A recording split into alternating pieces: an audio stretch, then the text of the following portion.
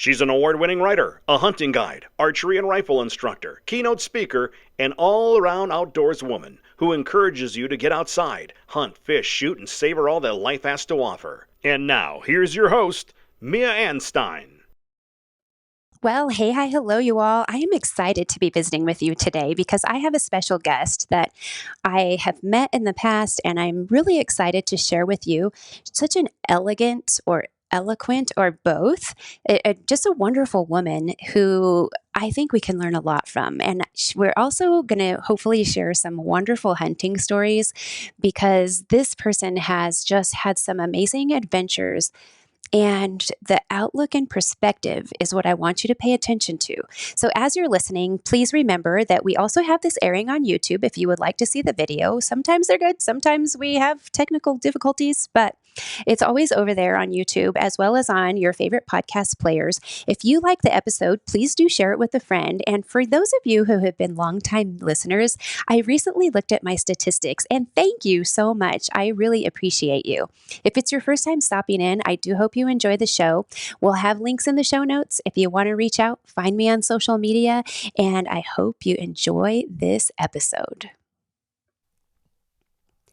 Hey guys, are you looking for a stylish concealed carry shirt?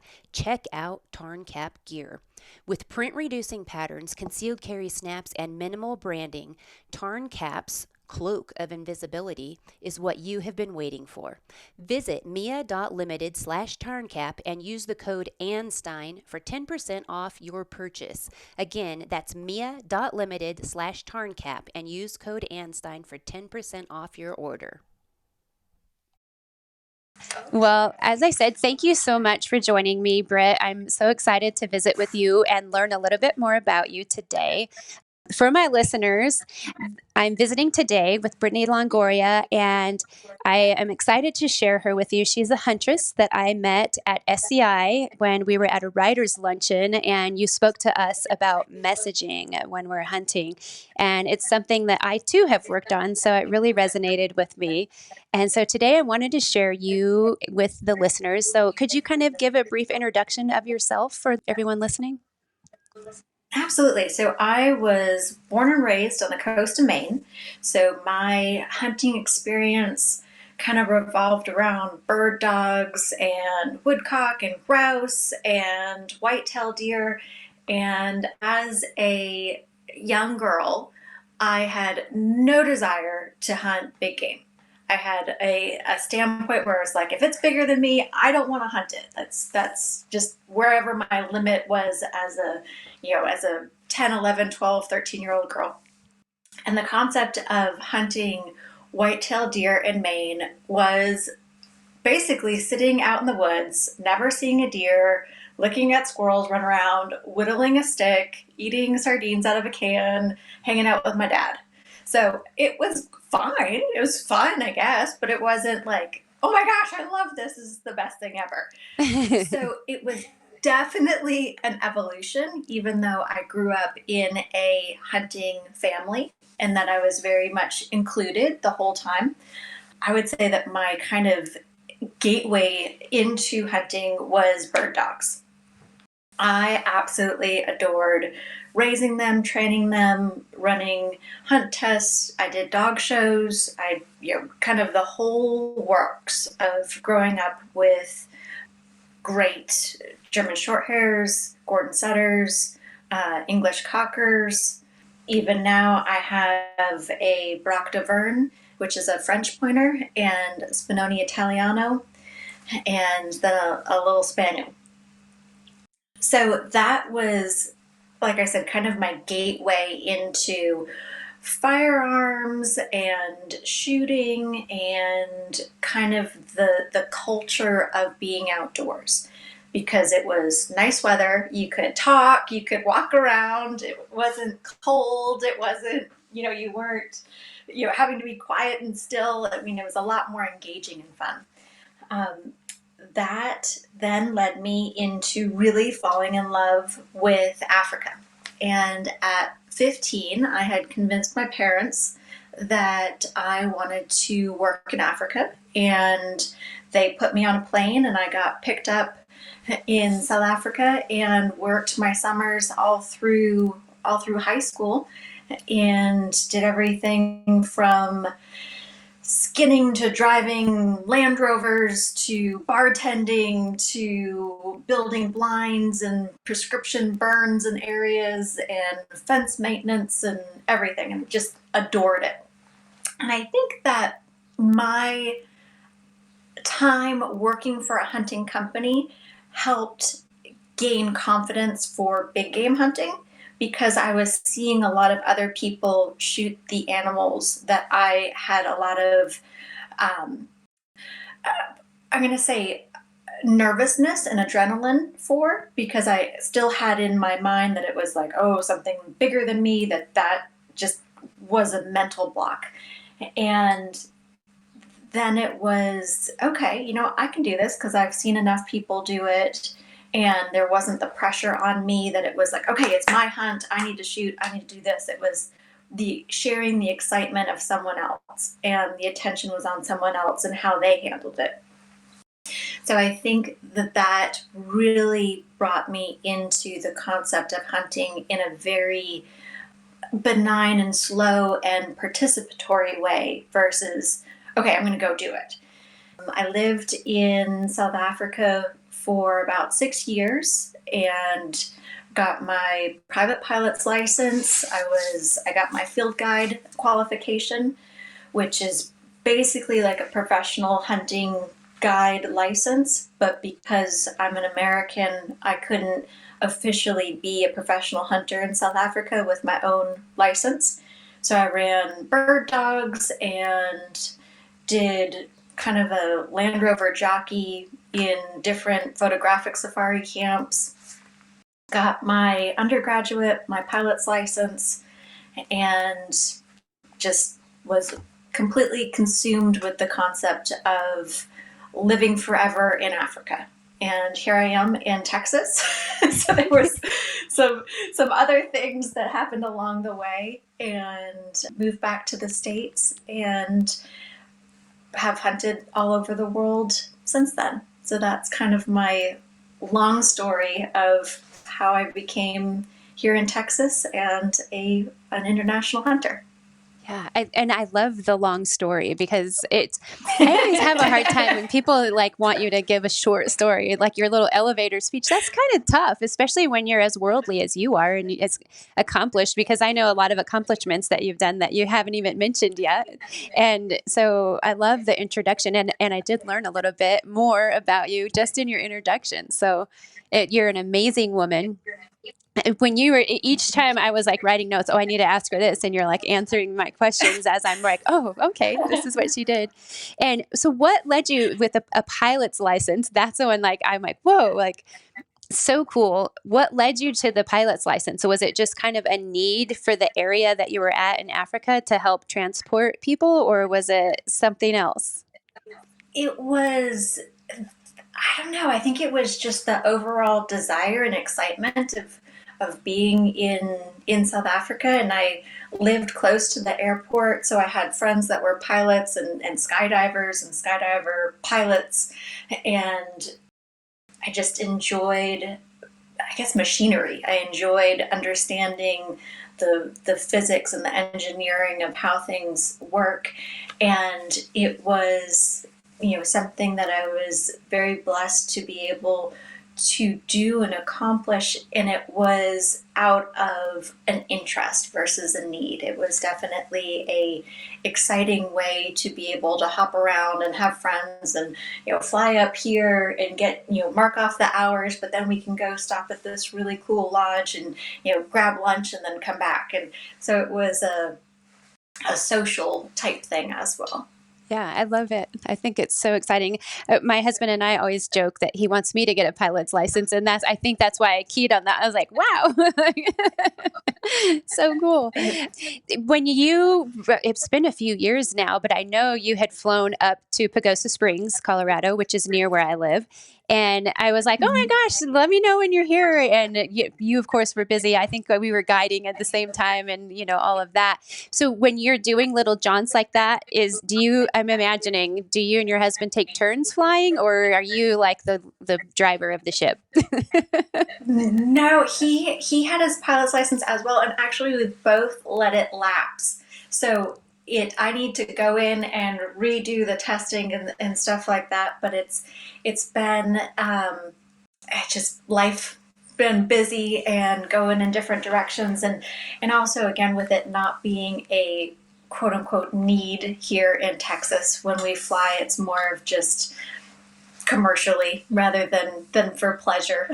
Yeah, it makes sense. Okay, and you mentioned life. So when I had met you at SCI, it's been a long time ago when you spoke to all of us writers, but you had done some stuff. You were working on messaging for, the images with animals and stuff like that. What kind of things are you working on right now? Right now, I'm actually working on my PhD in strategic communication, and I'm 2 more courses away from starting my dissertation. And why I am studying it is I have a desire to understand what went wrong. I had a weird deal with a photo of a leopard that I'd hunted in Namibia. And I never posted it online. It got pulled from the SCI record book and went viral. And it, within the hunting world, it's very, non-impressive. Okay, a leopard was hunted. That happens often. That's not an extraordinary, it's a very exciting thing. It's definitely a dream, but it's not a overwhelming, oh my gosh, this is the first woman ever to have hunted a leopard and should have gotten that type of attention. And it, of course, was very negative. It was overwhelming. It was incredible in the sense on a negative scale. It was extraordinary in the intensity of the threats and just gross comments and just yuck. And I got to the point where I was like, okay, this isn't about me. These people don't have any idea who Britt Longoria is.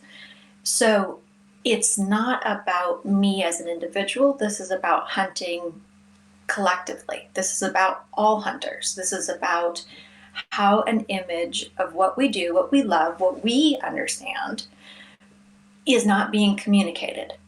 So how am I able to better represent what I do in a general, a snapshot? How do I tell this story that's so complex, that's so many layers of emotion, that's excitement and happy, it's sad, you feel sometimes guilty, you feel remorse, you feel overwhelmed, you feel, it's everything. And how do you express that? How do we share that, especially with someone who doesn't understand it?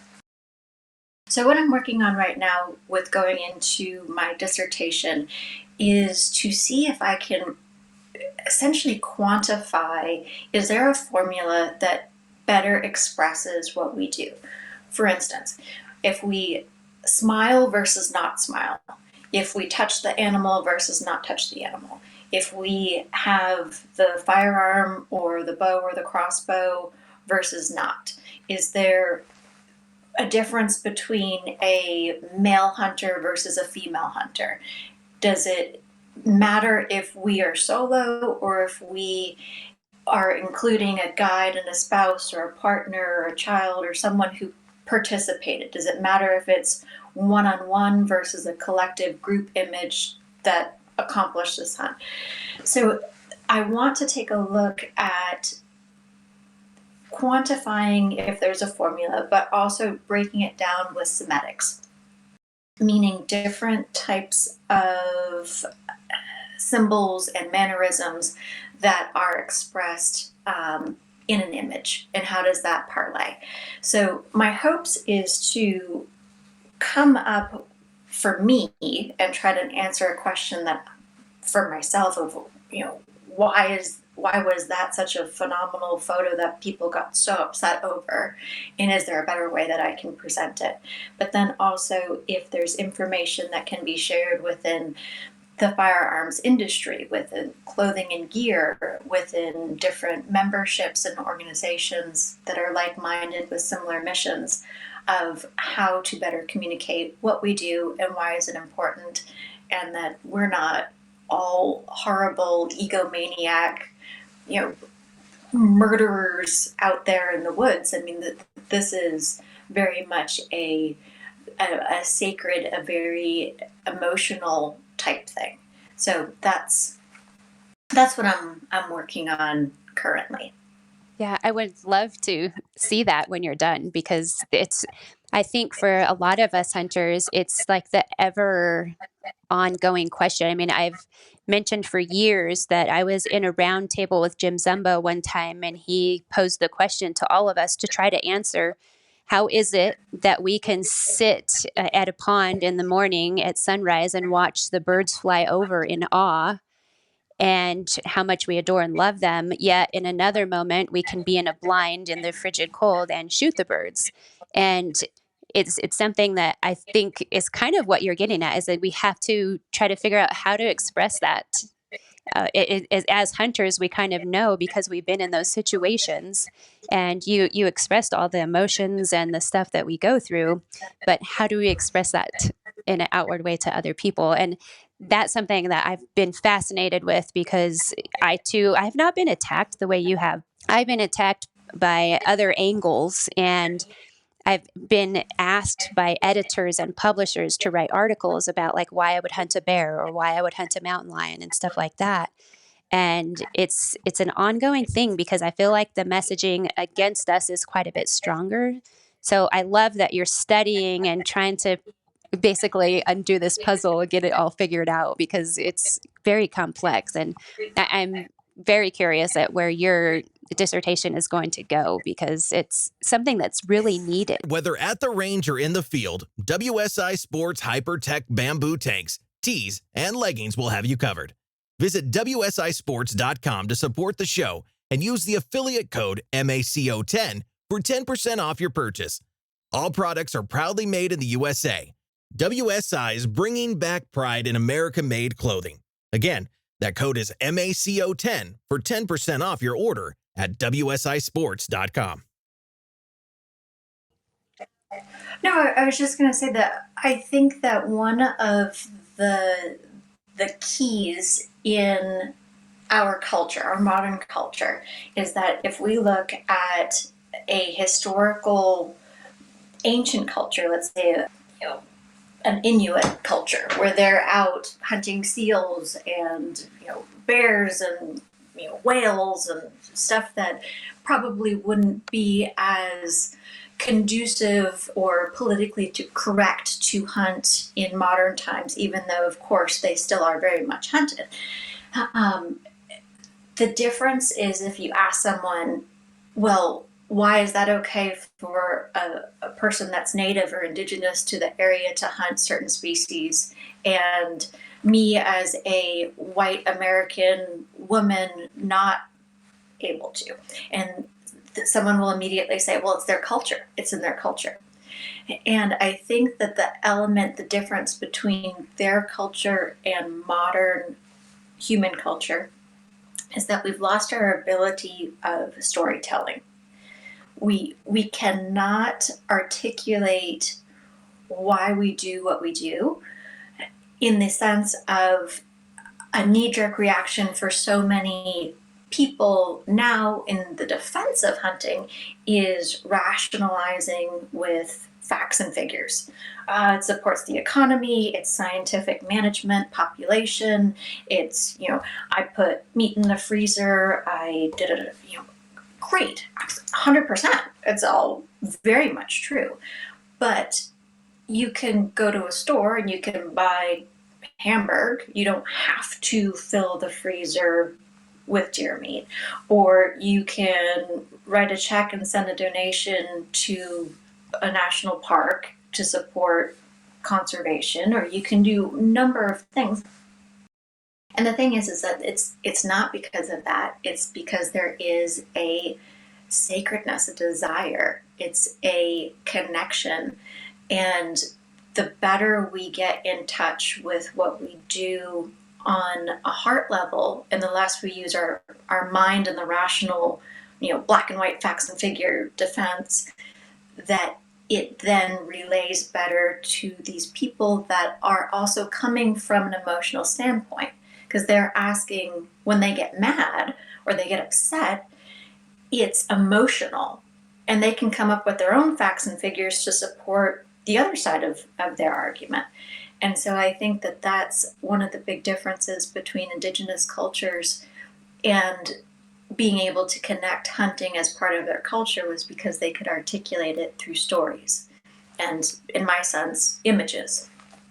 It's interesting that you say that. It seems like, listening to what you're saying, we always say we have science and facts, just like you said, but listening to you say that, it seems like our science and facts are so heartless and unemotional. And that's something that is probably working against us pretty severely. Well, just because it doesn't explain why. Right. I've seen so many times people say, "Oh, well, hunting is conservation." Well, what does that mean? That you go out and kill something and that means that you're saving something? That doesn't make sense. So we've been trained to emphasize that.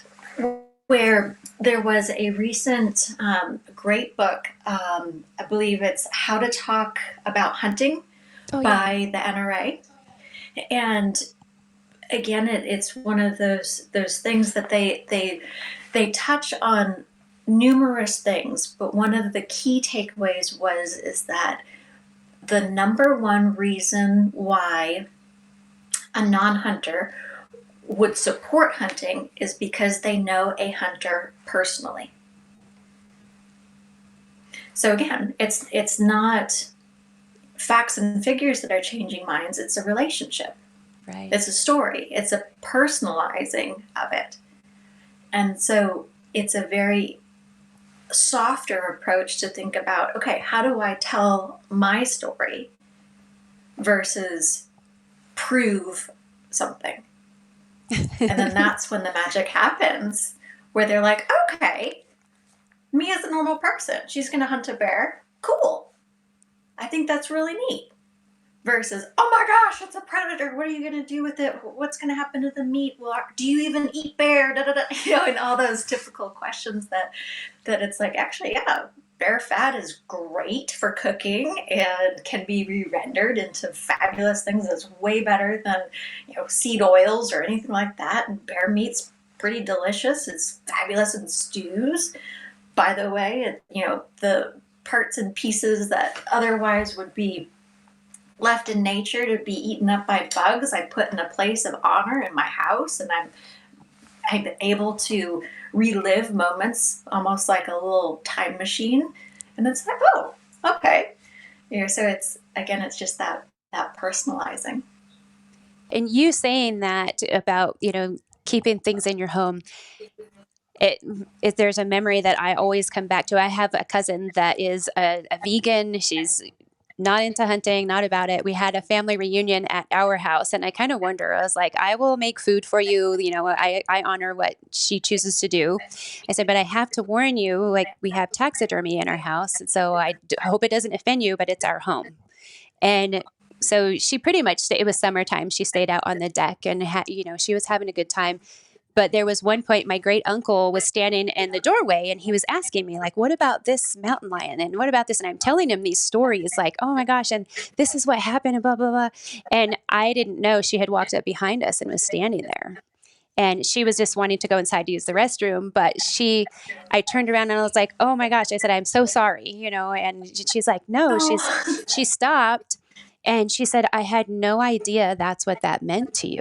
And I told her, I said, it's kind of like a photograph on the wall. Like you said, the memories just come pouring Yeah. back. And most of them are really pleasant memories. Some of them, there's a huge mountain that we had to climb. Some of them near-death experiences. There's different things that have happened there. And those journeys and accomplishments are there for us to remember, fun stuff, not so fun stuff. But it's something that I was really pleased that she did happen to in on us when we were when I was explaining, because it made a little bit of a difference in her. Well, then that's a perfect example of the concept of personalizing it, that it was your why. You were telling the story about the hunt, about the animal, about who you were with, about what you felt, about what you saw, what you did.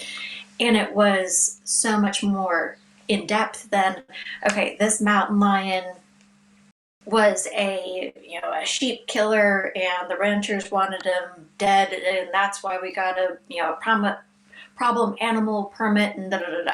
I mean, you showed your heart, and then that opened up a heart to heart connection versus that black and white facts and figures, almost robotic answer that we've all been told is better to do.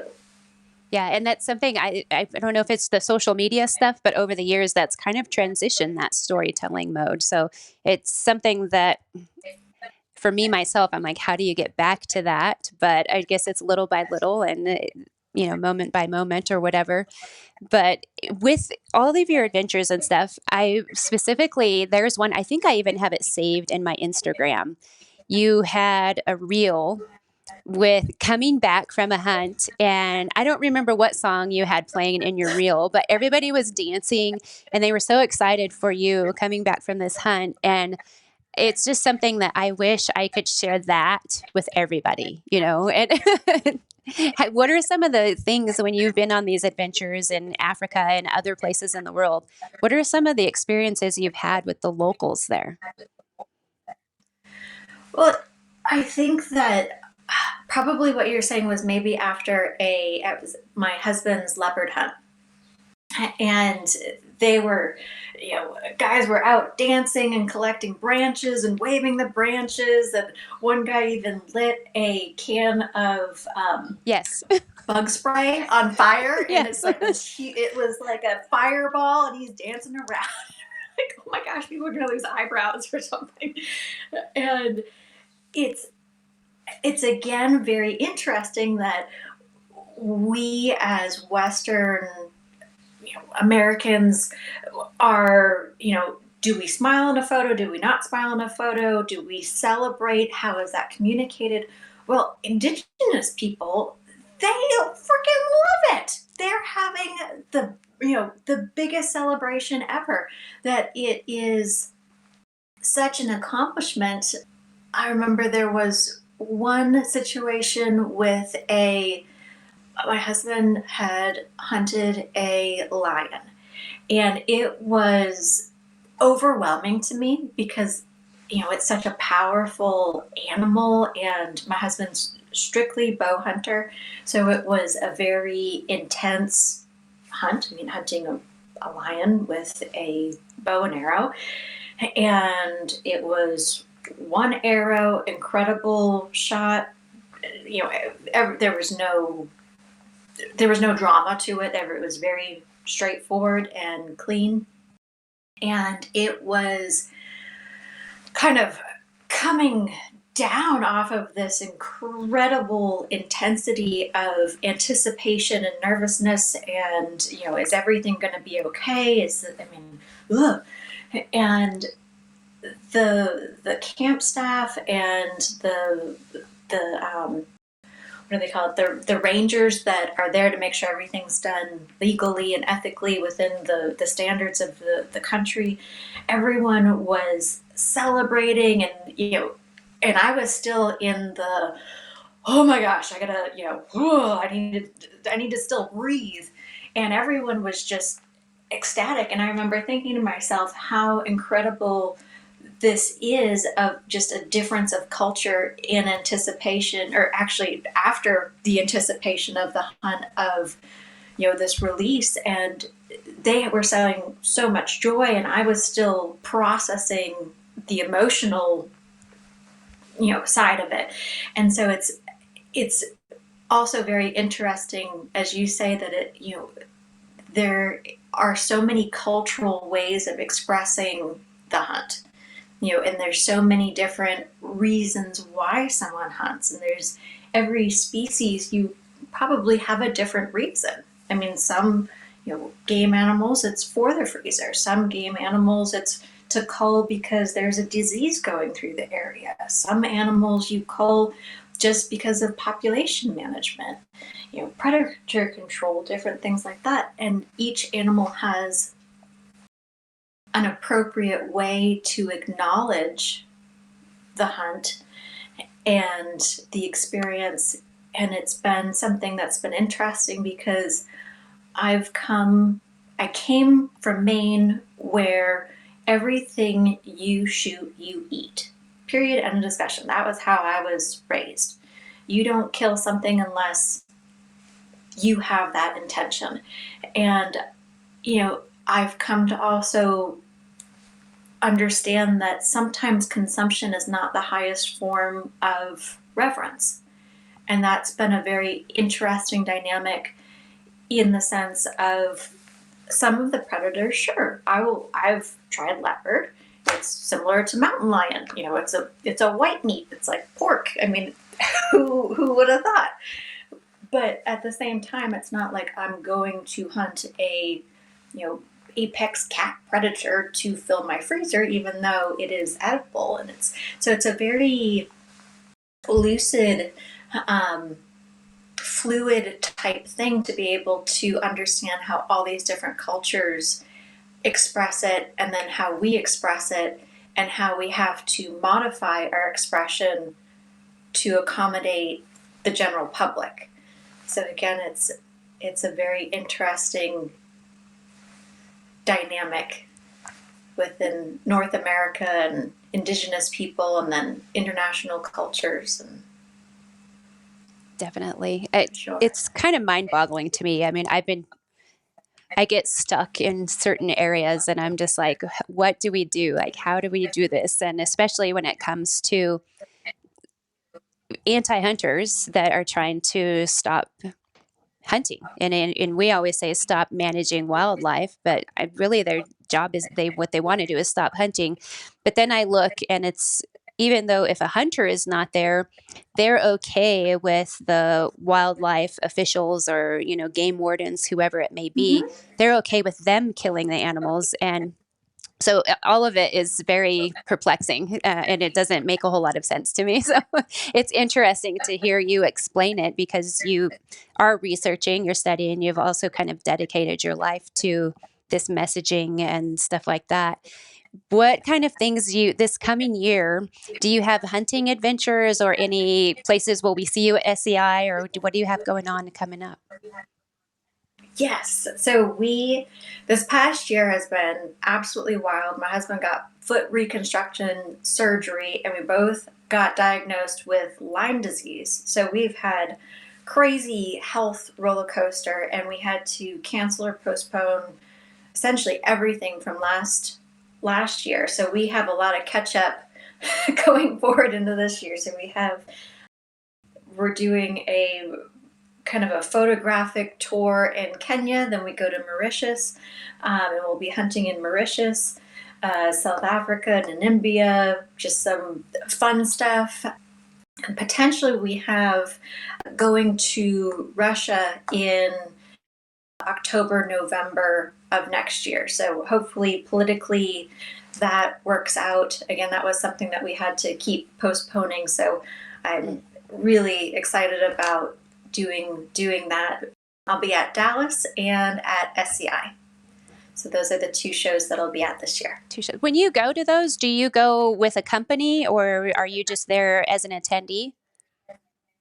I am just an attendee. I just run around, and it's like a great big homecoming that I get to hang out with all my friends from all over the world and be like a little kid in a candy store looking at all the different gear and equipment and artwork and everything. So it's just a special time of the year. Yeah, it's a special place to get together and, as you said, see everyone. I have a question for you with your Lyme disease. Are you guys working on that? What kind of treatment? Like, is there nutrition aspects or medical aspects? How are you guys working with that? Yes, so we had supposedly had it for years. And it kind of all flared up after COVID, that I think with our bodies fighting whatever else was going on, it didn't suppress healthy bacteria to suppress the little beasties from the Lyme disease. And so we just, it was horrible. It was like I couldn't get over jet lag. I took an hour or two nap every single day. I mean, it was crazy. And we were doing holistic type integrative medicine. So it was a whole bunch of different tinctures, some stuff to kill off the bacteria, some stuff to purge the bacteria, doing infrared sauna. We were doing ozone therapy, where they take blood out, inject it with O3, and then put it back into you, and that gives your body a big boost of oxygen to help fight off any invaders. And I would say it was probably about 6 months that we were both pretty rugged. All of the antibiotics and stuff that we would have normally taken if it's caught really early would not have helped, because it was beyond just the bloodstream. So if it's caught early, I think that it's a much easier process. But with it being in our systems for years, it was a bigger ordeal, longer ordeal, and some interesting concoctions that we were desperate to try. And then we went to the Mayo in September, and they ran all the different panels and such, and we are in remission. So we are back in action. Oh, that's good news. I was wondering where you were going to go. Yes. I was hoping that was where the story would end. Yes. It was an incredible journey. Certainly a learning experience too, of just the whole almost conspiracy theory side of Lyme disease and how to treat it, and international protocols versus USDA protocols and CDC stuff. And I mean, it's just, it can be overwhelming, because there's not really a clear way of treating it. And in everyone's body's chemistries and such are different. So what we did worked for us, and it was all more on the natural side.